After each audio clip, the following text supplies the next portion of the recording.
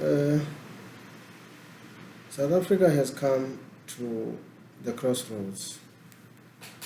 The honeymoon is over. The time when we were jubilating over the coming of freedom in 1994 is now over. We had high expectations that when freedom comes, the people who will be leading us will be seasoned politicians who will understand the plight of the African people. But to our disappointment, that has not transpired. And we cannot blame anyone. We were the one who were voting. We voted in the first elections in 1994. And we keep on voting, voting on tribal lines and on racial lines, if you like. Now we've come to the crossroads. Our democracy has matured, but the situation is worse than what it was 27 years ago. We are now in a situation where we go back to the time when there was no electricity at all in the rural areas. But the worst part is that there is no electricity both in the rural areas and the urban areas. That's the worst that could happen to a nation. And there are no solutions.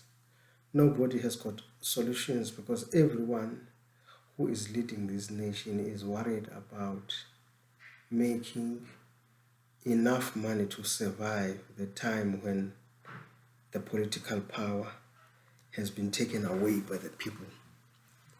That is the situation that we are in now.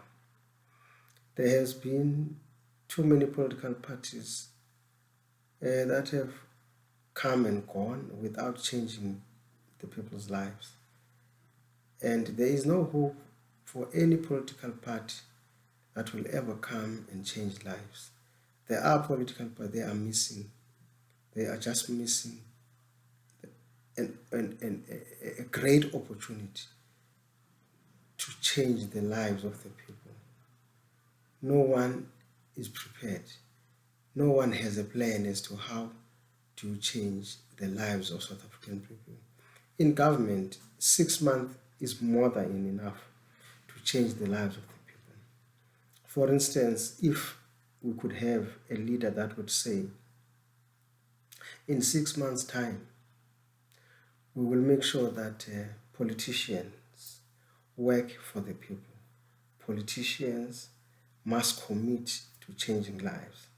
And by committing means you even sacrifice part of your salary in order to change lives, because changing lives in South Africa is so easy. We've got companies that are selling machinery for agriculture. We've got companies in the Northwest that are actually making machinery for agriculture, like tractors. Those companies should have a contract with government to say you're going to produce so many tractors in order to start tilling the land so that everybody can have food. Nobody must go to bed without food. And also there are companies here who are making wire for fencing, fencing material, that we can have huge lands that are going to be fenced in so that you can till the land and do. The worst part is that the country is now being run by people who have got no clue as to how to get out of this situation. ESCOM has done its mess. They have done a mess, and it's going to take years for South Africa to come out of this situation. For instance, there was Cooper, where they were manufacturing nuclear in Cape Town, but that they have just closed it down and you don't know how they closed it, because that should be converted to provide electricity for the whole nation. Then we wouldn't be having a problem. Now we have a problem because that was closed, because it was meant for mass destruction, and they failed to think. And in fact, it could have been deliberate, that the white government wanted to make sure that black people get fed up of a black government and cry for a white government. It was just politics. But it's so unfortunate. And also, all other SOEs have all been collapsed, and there is no hope. You can privatize them, but that is going to cause a lot of unemployment, because government employment agency would always employ more people than private employment agencies. So it's just a mess. It's just a mess. It started when Parliament allowed the noise that happened in Parliament. Was so unfortunate. Well, politics, politicians have got so many strategies. So there was a strategy to disrupt Parliament, which was, I think, was very unfortunate, because it went unabated for a very long time.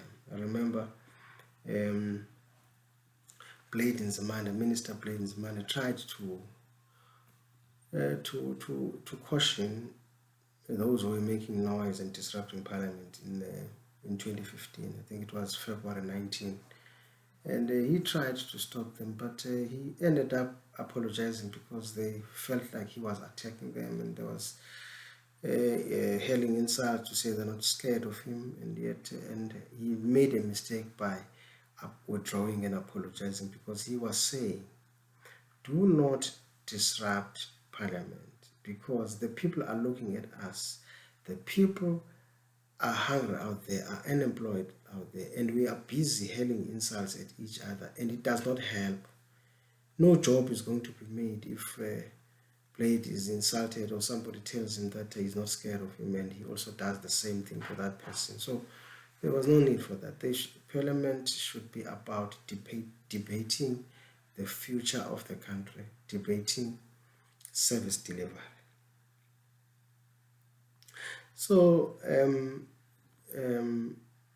there's something that worries me a lot, because Winnie Mandela prophesied many years ago, when Nelson Mandela was sentenced to life imprisonment. She said Nelson Mandela will be president of this country. It worries me a lot, because just recently, before she died, she said Julius Malema will be the president of this country, and I am so afraid of what Winnie says, and I have nothing against Julius Malema. Under perfect guidance and under seasoned politicians, he could be a world-class leader, because he is a fast thinker, he's got good ideas, and he is well aware of the history of colonialism, slavery, apartheid. He is well aware. He knows exactly what he's talking about. But I am afraid that he may have read the Mein Kampf, because so far he has been following the Mein Kampf word for word. And I'm worried, because, to be honest with you, I know Hitler was a racist, but I liked Hitler ideas in as far as changing, people's lives. There is no leader that changed lives, that changed the German people's lives like Hitler. And Malema is following on those footsteps, but I fear that he has this tendency of disrespecting the West. It's not wise to antagonize the West or to antagonize Europeans, because the West and Europeans are warmongers. And if you challenge them to war, they will give you war, because they know they always benefit from the spoils of war. They are superior. South Africa, even Africa, cannot fight America alone. And if you are going to antagonize America and think that you are making yourself famous, then you've got a problem. I wish that one day Mr. Malema can mature and be the good leader that he is, with maturity. Stop antagonizing the West and make your leadership ideas explicit even to a young kid, because it is true that we are in this quagmire today because of colonialism, and colonialism was properly planned in 1884 in the Berlin Conference, that Africa without borders should have borders, and we have conformed to those borders up to this date. We have conformed to the borders where we are saying one person is a Nigerian, the other one is a Zimbabwean, and the other one is a Congolese, a Kenyan. There was no such thing. We were all Africans, and we were all Ngunis, we were all Bantus in this land of our ancestors. We were, you can say, primitive if you like, because we moved around looking for grazing land. And whites came and told us that we should have title deeds. That is why we are in this problem, because now we have title deeds and we do not respect nature, because whites have said, no, we should change our way of life. We had a way of life that suited us and we didn't have problems. We did not want civilization because we had our own civilization. We did not want any civilization that was going to be imposed on us in order to exploit African resources, because this is a problem that we have now. And I am saying we should remove all these borders, but it cannot be done as swiftly as how Mr. Malema is planning to do it. Because if you do it, obviously people are not going to understand that one day they will wake up being led by somebody from Rwanda, because we have voted for a president from Rwanda or from the DRC. People, you cannot impose that to them. But if people see the changes that are made in South Africa, in as far as land is concerned, because all we need here in South Africa is make sure that we have enough land to produce food. That's all, because all that we need is money for food. So if we've got food, we won't even need money. In fact, money will just come automatically, because we will be selling our foodstuffs to the rest of the world. That is why I'm saying let us revoke all these borders that were imposed to us by colonialists. Let us reverse everything that the colonialists did to this beautiful land, including the issue about slavery, because slaves were taken from this country to go and work in America for free in order to build America to be what it is today. We grew up being told that America is the best place that you can be, but there is so much poverty in America. There is so much crime. There is so much calamity, blacks being lynched each and every day. Lynching in America may not seem to be as primitive as it was many years ago, but lynching now affects us here in South Africa, here in Africa. We are affected by lynching every day. When you look at people like Daniel Hembring, who were killed by a white policeman, and the white policeman went to court and sought a plea bargain to say he should be given only 3 years for killing a black man. And to make the lynching worse, to make it more painful, it is a black judge that actually agreed to the fact that if the guy who killed Daniel Hembring is pleading for mercy and wanted to be done a favor with the plea bargain that should be given.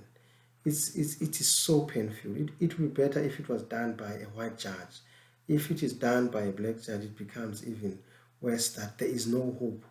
Because each time George Floyd has to endure a knee on his neck, the knee of a white boy on George Floyd's neck is the worst lynching that white people can effect on black people in the whole world, because this was seen, it was showcased to the whole world. They're not even ashamed to say, okay, somebody took this video, let us not flight it. Let us just respect the black people's dignity by not showing this video. That showing that video was the worst insult that Americans can throw at black people. But being as humble, good people that we are trying to live with it. But it's a nightmare. Every black person is affected with that, let alone the mass shooting that followed thereafter. So the most important thing, we cannot always be crying over spilled milk. American slavery, African slavery is spilled milk. It happened. We cannot turn it, but we need to find an opportunity to reverse it, to reverse the consequences of slavery, and change it to benefit Africans, all Africans anyway. Because I am stressing this. The Africans who were kidnapped in Africa, they were kidnapped from their ancestral land. This is their legacy. They are the beneficiaries of this land. This land should first benefit the Africans who are in America today to come back and till the land so that their children don't go to bed in empty stomachs, because it's going to happen. I am so worried that today there's war in Ukraine, and Mr. Putin, who helped us a lot in South Africa with the liberation from apartheid. He was there, hands-on, training our soldiers so that one day we can be able to come and take over power from the apartheid crime, because apartheid was a crime. There are some people who are still crying that they want apartheid to come back because at least it gave us lights. Apartheid never gave us lights. Where I grew up, there was no electricity. And when I came to the urban areas in 1970, black people were staying in dark houses. There were no lights.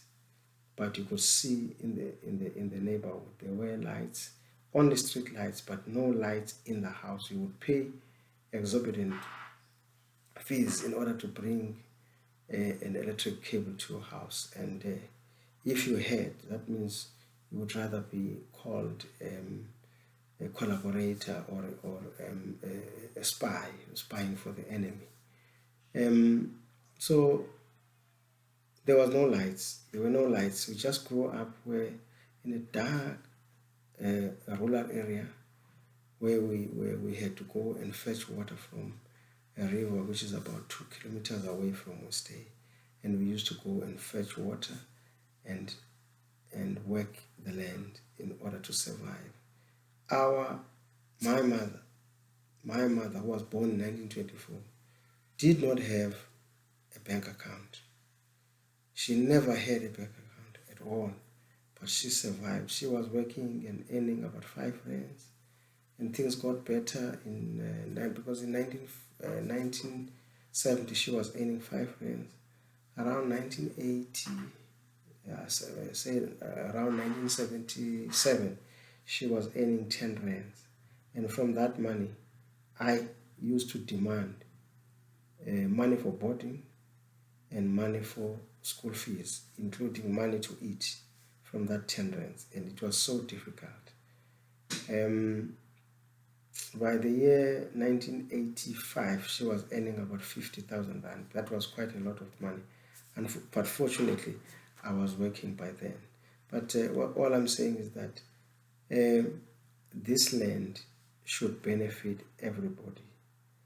I hear all the politicians recklessly saying the land, the whites must be dispossessed. If we dispossess whites, we will make an excuse for those warmongers who planned against us in 1884 that Africa must be divided. If we do that mistake of dispossessing land recklessly from whites, we will give them an excuse to come and attack us because they will say we are barbarians who have mistreated their white counterparts, and they are coming to rescue them and give land back to them. So there will be chaos here, and that is why I fear the rhetoric of Mr. Malema, because it says take the land from whites, and he doesn't want to qualify it. It's very easy to take land from the whites. I am saying the best way to take lands from the whites is to make sure that whoever produces in the land that is allocated to him should not also market the product that he produces there, and should not be allowed to transport it, and should not be allowed to keep it in warehouses. So if you are producing, your duty in your land will be producing. Marketing should be done by somebody else. Transportation should be done by somebody else. Marketing should be done by somebody else. So that's the way to start. And if we don't do that with this country that Mandela tried to save, because they wanted this country to be ashes, to end up being ashes, because they had prepared nuclear warheads to destroy everything. We know the Afrikaners believe in something called scorched earth, where they will, if you attack them, they will destroy everything, so that when you come, everything is destroyed. They can even poison the very soil that we want. If we want to take it from them, they will poison it and then make it useless. So we need sober leaders who are going to, if you take the land, for instance, you take the land from Coca-Cola. Let's make a very easy example. The person who produces Coca-Cola should only produce, but the warehouses should be somebody else. The guys who are transporting it should be somebody else. The guys who are doing merchandising should be another company. And the guys who are doing marketing should be somebody else. So that means that company, although it is owned by a particular person, may be white, but it is actually serving the interest of every citizen in South Africa. That's what should be doing with the land as well. Let the land work for everyone who lives in South Africa.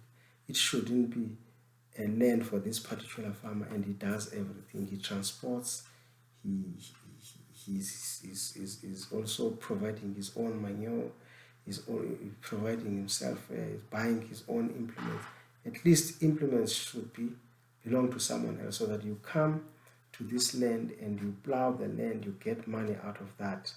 The implements should not be owned by that farmer. That farmer should only own the land, and whatever comes out of that land should be sold, and he will only sell the produce in that land, but also pay for whoever is preparing the land, that is now tilling the land to produce the crop that is grown in that land.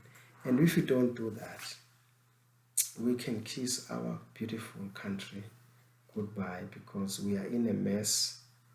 We are in a mess. I am saying to the Americans, stop the lynching, because the lynching has become very worse. It is now the lynching of the heart. Your American white counterparts are actually lynching our hearts here in Africa. And it is up to you to stop it. Let us stop the lynching now. Africa must unite. Your land is begging for you. We've got millions of hectares untapped. They are waiting for you. If you come to Africa, you speak to any leader, to any king, including King Mrs. the person that I can go tomorrow and talk to.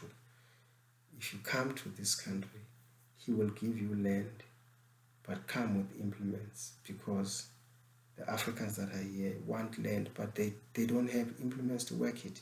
They will take land and fight over it, but they're not going to do anything. It has been done before. They have been given land, and it's still lying idle, and Africans are starving in their own land. Africa unite.